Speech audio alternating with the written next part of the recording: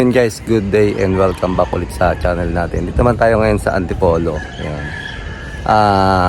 Meron tayong aabangan ulit ng electrical. Bali electrical lang yung gagawin natin dito. Ayan. Medyo mahaba-haba tong lalagyan natin ng electrical guys or madami-dami. Dito guys, nilalagay na muna namin yung mga junction box. Yun, kung saan yung popwestuhan ng ilaw after namin mag-bend ng mga PVC. Para tuloy-tuloy na kami pag-layout ng PVC kasi pag ganyan may nakalagay ng junction box, yun susut na lang namin yung PVC. Tapos ngayon kapag ganyan na-secure nyo na or nailagay nyo na yung mga ganong junction box, pwede nyo nang ilagay yung PVC, yung layout ng PVC or lagyan siya ng PVC. Yan, papunta ron. Tapos doon may binubutas doon si Abe sa part na yon. Doon papunta doon kasi yung panel board niya doon ipopwestos malapit doon sa may hagdan. Yun.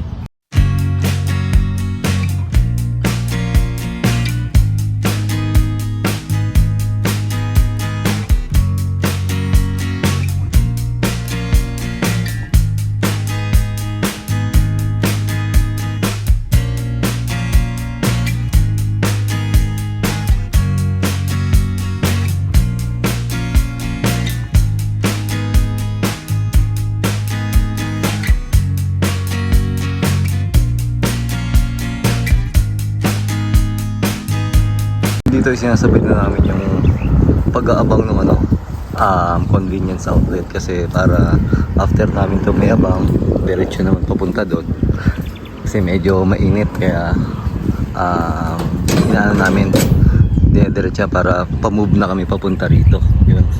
Unlike diba sa iba kong ginagawa na slab or diskarte, inuuna ko muna yung mga ilaw tapos sabay huli na yung convenience outlet. Ngayon sinasabay ko na para diretso na.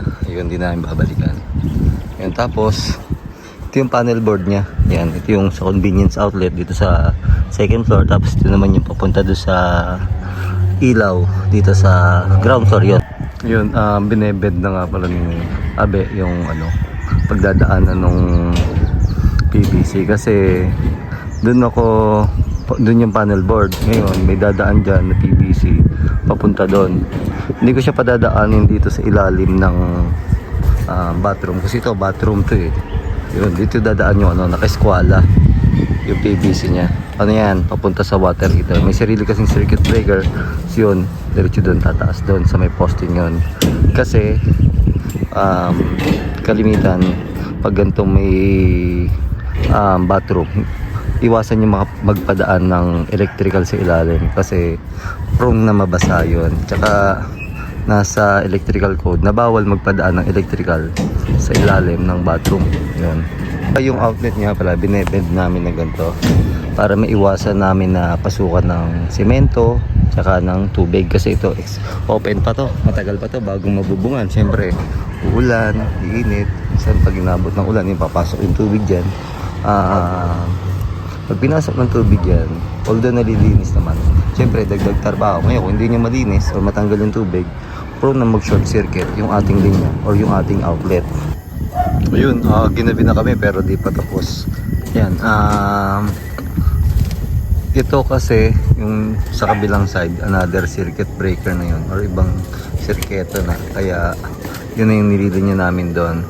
Ito naman may sariling circuit breaker din to, ilang ilaw na to. Yung ilaw pa yung ating nililayout. Pero dito may nakalayout na akong para sa convenience outlet. Yan.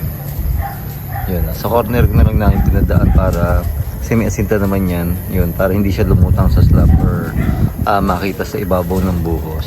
Yun. Bukas babalikan namin tapos papakita ko sa inyo yung final na pagkatapos nito para ma-visualize nyo kung ano yun. Kasi ibang sirketo doon sa side na yon, then iba din dito sirketo yun. Tapos yung outlet ganun din, ilan din may sariling circuit breaker sa side na to, may sariling circuit breaker sa side na yun kasi sobrang dami, ilang ilaw dito, ilang ilaw doon, tapos ilang yung outlet dito sa side na to, ilan din dito. Yun, itutuloy namin yung abang ng electrical dito sa project natin sa Antipolo. Yung hindi namin natapos kapon na yun.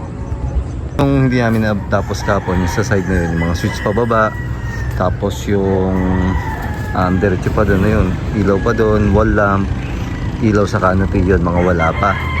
Tapos ito 3-way, iayos pa namin yan kasi doon yung akyat ng hagdan kasi ito open below. Kaya doon napapunta yung PVC ng 3-way. Yan, walang pader kasi to. Yan. Ano lang to, railings or gabay kasi nga open bill ito. Yun, tapos yung ginawa namin kahapon, yun yung may sariling circuit breaker. Ito yung number 1 circuit breaker, yung mga ilaw na yan.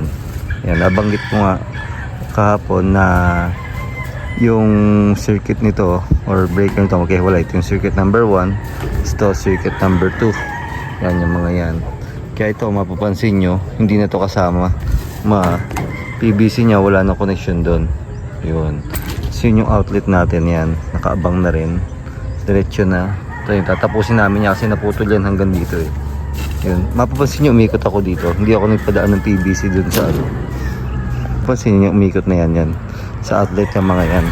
Diretso pa ganun. Tapos isang outlet pa doon. Tapos doon. Tsaka doon dalawa pa na outlet. Nakatapos na kami. Yun. Doon yung panel board nga pala po pwesto. Tapos lahat yung abang ng outlet na ikabit na rin namin. Yun. Tsaka yung ilaw. Yung ilaw na to para sa ground floor. Yan. Then yung outlet naman para sa second floor. Yan. Tapos yung outlet naman ng ground floor, dito na yung dadaan sa ilalim. Namin ile-layout yun sa ground floor mismo. Yan. Pa nga pala, pag mag-aabang kayo ng mga PVC sa gantong slab, kahit nasa ilalim siya ng bakal or nasa gitna ng bakal, kailangan ganyan yan nakalutang or hindi nakasayad dito sa formworks. Kasi pag nakasayad yan sa formworks, ang mangyayari dyan, pagkatapos ng buhos at tinanggal na yung formworks or forma, makita nyo, nakabakat ito sa ilalim. Paano kung hindi na maglalagay ng ceiling? Pangalawa, kahit yun lagyan ng masilya minsan, nagka-crack, kitang-kita yung crack. Ayun. Mas maganda, ayan, nakaangat siya dito sa formworks. Ayan. So make sure nyo rin yung mga junction box nyo is nakalapat, maigi sa formworks naman. Kasi para hindi pasukan ng halo. Kasi pag pinasukan nyo ng halo, minsan napupuno, tapos minsan pati yung PVC nagkakaroon. Yun yung pagmumulan ng pagbabara. Ayan, nung PVC or nung ating linya. Ayun, natapos na namin yung abang ng slab ng electrical dito sa slab. Yun, sana nagkaroon kayo ng idea dito sa video natin. Ayan, maraming salamat po muli sa inyong lahat. Stay safe and God bless po.